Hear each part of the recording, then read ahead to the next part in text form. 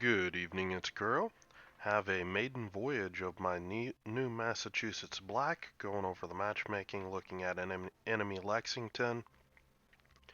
Bunch of Tier 9, Tier 10 battleships. Um, Yoshino, definitely an HE threat. Uh, and the enemy DDs all make up basically threats to my ship. Um, I sort of know what to expect with Massachusetts being almost kind of a North Carolina, but not really. But with the really good secondaries, as usual, I'll post a build in the video description below. But initially, gonna take a look at. I spawn out here on the western flank, and was just looking to see if I could potentially hang out here in the west and get cross shots. Here, just configuring the mini map with the ship. Anytime you get a new ship, got to set it up right. So since I'm running a secondary build, I definitely want to have on the mini map where my secondaries extend out to. That can be some useful information for me that I don't have to look around the screen. I can just look down at the mini map and verify that information. So I, this is one of these things about playing around your teammates. It's something that I feel that not a lot of people do. Rather than stick with my original plan, which is can be it's perfectly valid, staying out here to get an AP crossfire threat on any enemy ships pushing up in the area. Anybody that's angling to my Georgia, my Conqueror, if I'm out in here, they're going to be exposing a broadside to me. But because my DD is choosing to make a play for the objectives, I'm going to back him up. And I'm just going to go with him and, see if there's anything I can do to support him. The reasoning being that a battleship alone out here is just your scrap metal. It's only a matter of time before an enemy DD comes and picks you off, especially something like the Asashio, which is probably one of the biggest threats to me in this battle. So I'm just cruising along here, taking a look what's going on. This North Carolina looks like he's showing a bit of broadside. So does this Kansas, and I'm just looking to see, the Asashio smoked up. I'm looking to see is there something back in here that I'm going to be able to punish. I do get spotted here, so I'm just turning out briefly, and I see a North Carolina moving real slow. Gonna go ahead and just take that first volley, break the guns in. Looks like I've got rockets headed my way, and I got a nice hit there on that North Carolina.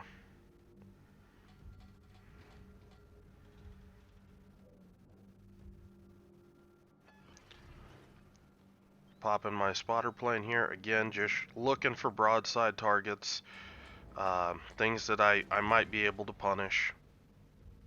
Think I should have led that a little further back. North Carolina guns are really slow. Yeah. A little far back, a little low.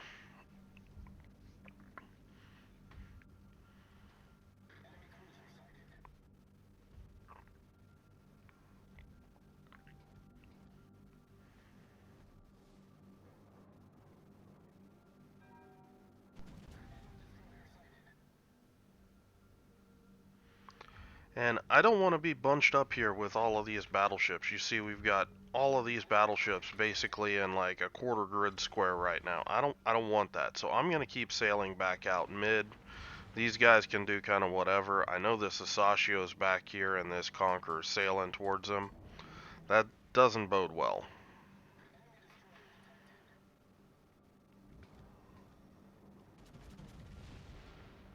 Derping some shots into the island.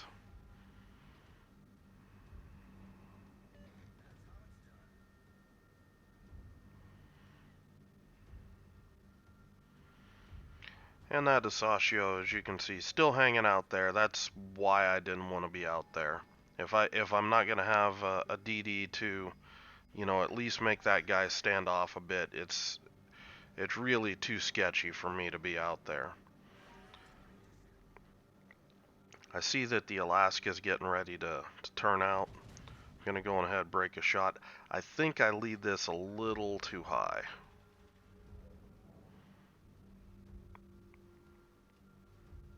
Slowing down, turning out. I see that I've got a Musashi shooting at me.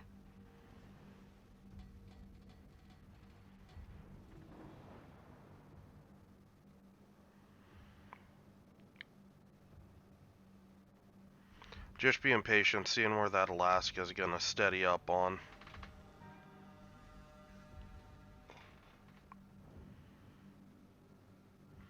That hit could have hurt, but I know somebody's looking at me from across the map. Looked like it might have been the Kurfurst.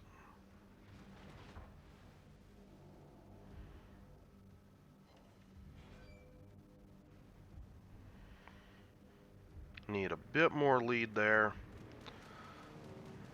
Now really, all I'm really doing here is I'm looking to see where's kind of the soft spot in the enemy team that I'm going to be able to push into and really have my impact with the enemy team. Um, this is one of those things with secondary builds, brawling builds. You really want to try to pick out um, where you're going to be able to not just get focus fired and wiped off the map in a hurry. And I'm seeing that this Yoshino's pushed up. I have been cheating it quite a bit, showing a lot of broadside, and I do get ding there. But I'm going to go on and just start focusing on this flank because I'm seeing, an opening right here for me in this Wooster. Now, this Wooster, I think he's a bit clueless. I'm waiting for him to pop Hydro. I mean, Hydro, Radar, anything under the sun, so we can do something about the kid. The kid, he's already torped, so those were Shima torps that actually passed us.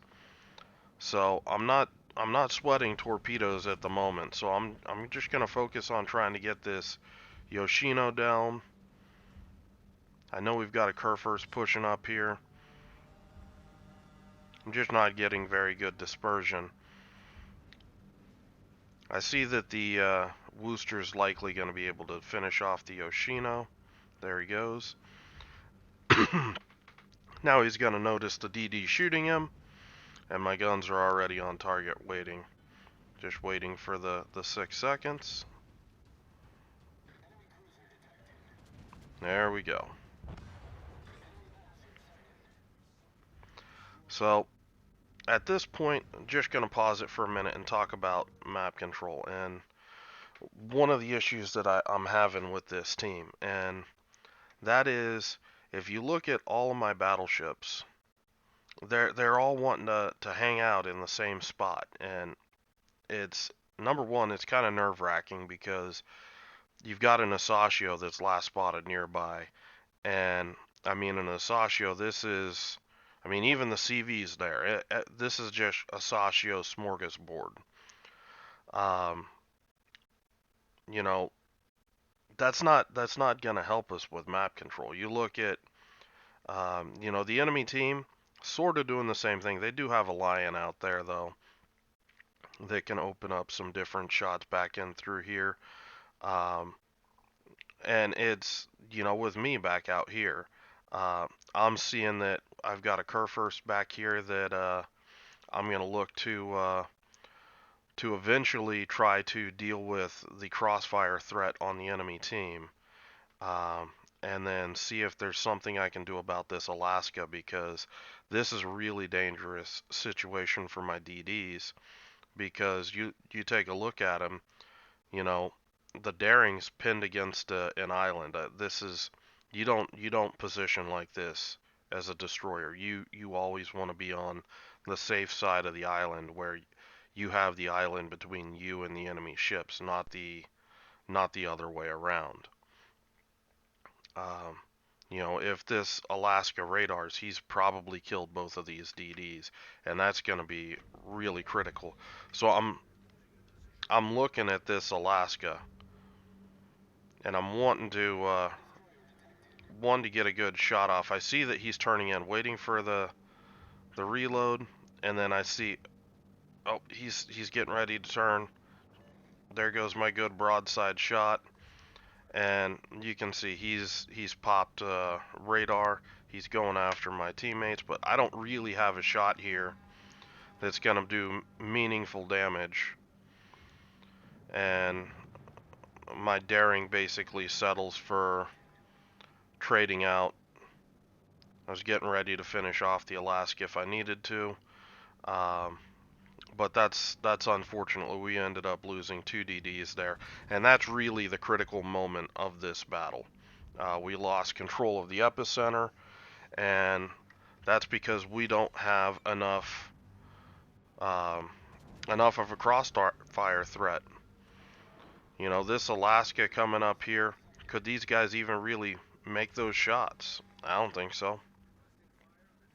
And even my position isn't that good because, you know, there's nothing I can really do about this Jutland in the cap. I'm going to try to come around here and take a shot.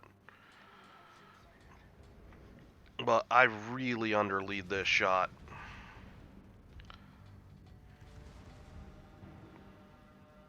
That's terrible. I really need to practice shooting DDs more with these guns.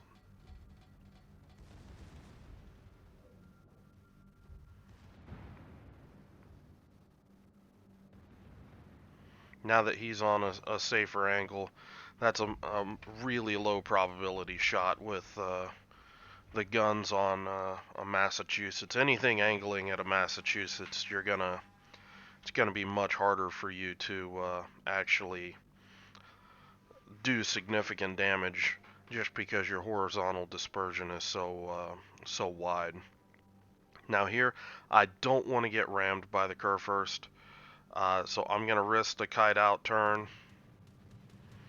He makes a good play there, spotting me with the spotter plane. He does get a good hit. That's also part of the reason why I wanted to move.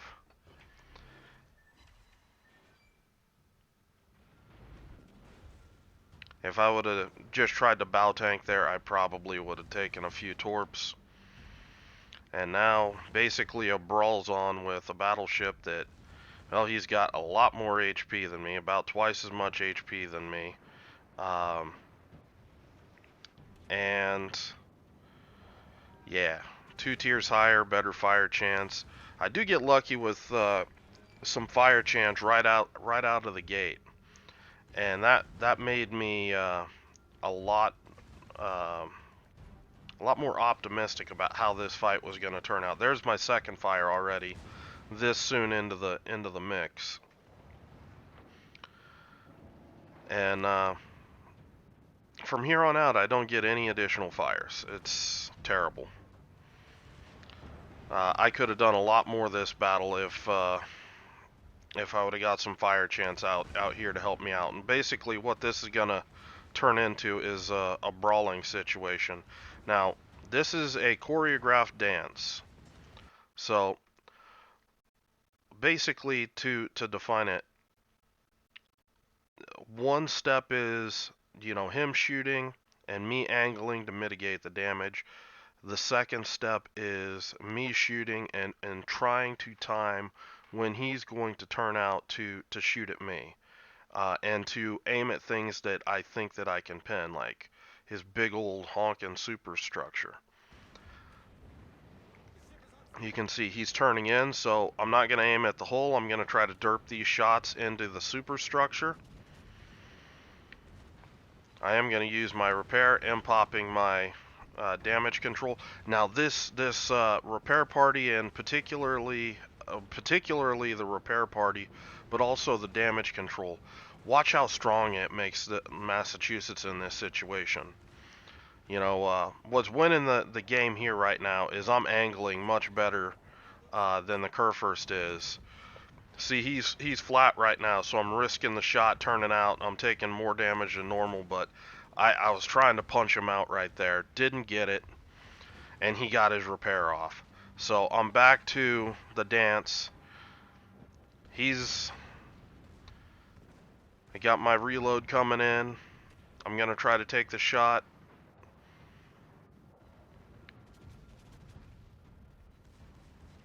Try to get into the superstructure, try to take out that second gun. Not cutting it. You can see my repair party's coming back. Gonna pop this thing, and it's probably gonna make up the difference here. I think he's got about the same reload I do. I think he's running the 420s, but I should have been able to pick that kill up, but my Azumo cleans him up. And that's a tier 10 battleship, basically out-brawled by a tier 8 battleship. The downside is this fight has taken me way outside the realm of where I wanted to be. If I would have had any sort of reasonable fire chance, and I'm running both fire flags and all of that, I really feel that I could have put that guy down a lot quicker, and I would have been much closer to the action to be able to get into the mix quicker. Right now I'm basically shooting it at max range and not doing a very good job of it. I do have broadside shots on this Musashi, but you can see the impact that losing those two DDs due to that Alaska pushing in. Even though that Alaska died, he made the critical move that basically enabled his team to clean up the epicenter, and that's going to be the game here shortly. I'm racing in here as fast as I can, trying to get some shots out here on this on basically anything. See the Kansas pushing in.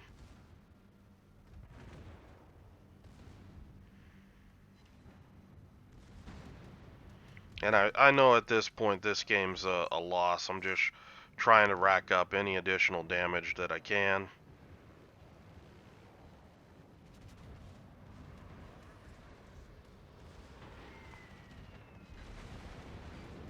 Take a big old hit from the bombs there. Just gonna try to angle to the Kansas. I know the planes are coming back. There's nothing I can do about it. Trying to get this last volley off. I bounced that shot, and unfortunately the game ends on points. Not able to break 200k with the Maiden Voyage, unfortunately. So close quarters expert, Dreadnought, 195k. Honestly, most of that damage isn't as impactful as you might think. And when we get to the damage page, I'll talk a bit about why. And it's this. I'm gonna pause it right here. The Kurfurst took up so much of my time to put him down that it basically pushed me out of the fight. So even though I ended up winning it, strategically, this was a win for the Kurfürst. He was able to push me out, enable his team to secure the epicenter, and by the time everything was all said and done, I can't get back in time to influence the battle any further than I already have. And the rest of my team, they weren't too much of a help stacking up like that either. So unfortunately, that's the way some of these things go. Potential damage, 2.7. That's reasonably solid.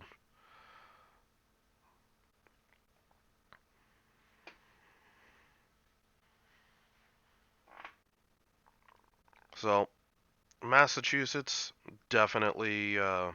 If you're going to be looking at a Tier 8 battleship, Massachusetts should be one of the short lists that you're looking at. And I mean, the secondaries, yes, it's kind of meme. Um, but in particular, that short cooldown on the repair party is just beautiful.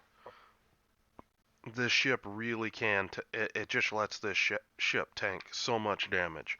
I did include the end plate so you can kind of see how it performs with XP credits, that kind of thing. Um, so Massachusetts, this ship's gonna be leaving the shop soon. I bought the Massachusetts Black just because it was the cheaper option, and figured, you know what, might as well get it. I've got the doubloons, and go from there. If you guys have any questions or comments about the ship, or anything pertaining to the battle, let me know. Leave a comment below. Invites to the community Discord are in the video description. Hope you guys are having a good night, and I will talk to you later.